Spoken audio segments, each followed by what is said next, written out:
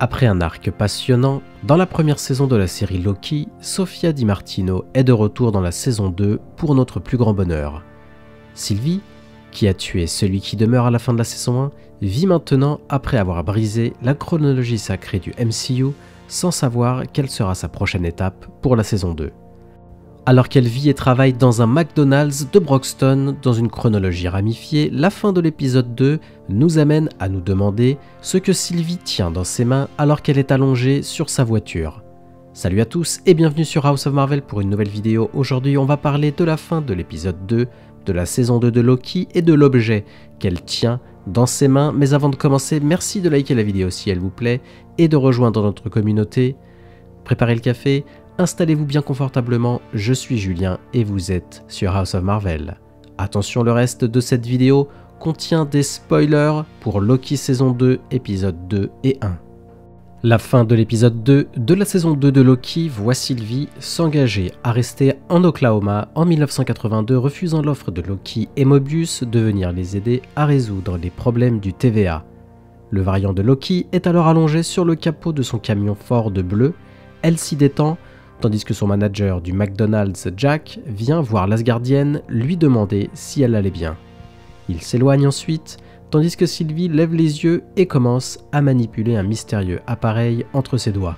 Ce qui est le plus excitant, c'est que ce petit appareil est le pad temporel de celui qui demeure, comme on le voit à la fin de la saison 1 de Loki. Même si elle est arrivée en 1982, grâce à une porte temporelle comme on le voit dans l'épisode 1, il n'était pas clair si Sylvie possédait toujours la capacité de passer d'une chronologie à l'autre. Cela signifie qu'elle peut voyager vers n'importe quelle branche de la chronologie qu'elle souhaite, quand elle le souhaite, créant potentiellement un arc narratif indépendant à explorer plus tard. Mais alors, que va faire Sylvie avec le pad temporel de Kang ?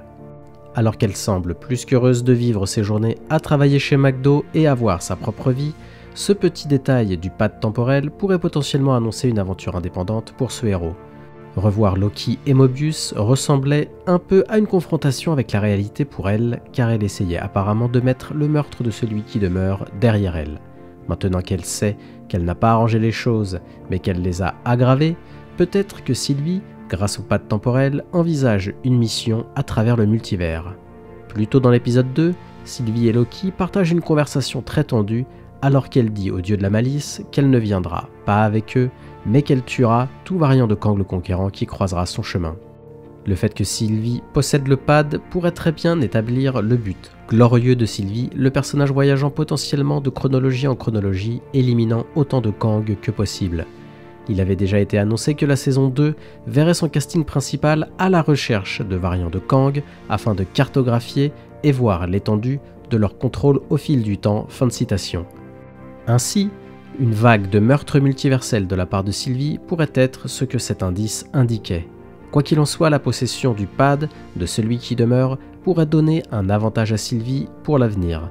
Si elle a passé du temps à le bricoler à Broxton et à découvrir comment il fonctionne correctement, elle pourrait elle-même modifier le temps dans des situations dangereuses, tout comme celui qui demeure. Mais alors quelles autres fonctions ce pad temporel possède-t-il ? Pourrait-il aider Loki, Mobius et Obi à résoudre les problèmes temporels du TVA ? Nous devrons attendre et voir, mais le générique de fin de Loki met définitivement en évidence une photo de ce pad temporel au look unique comme indice des grands mystères de cette saison.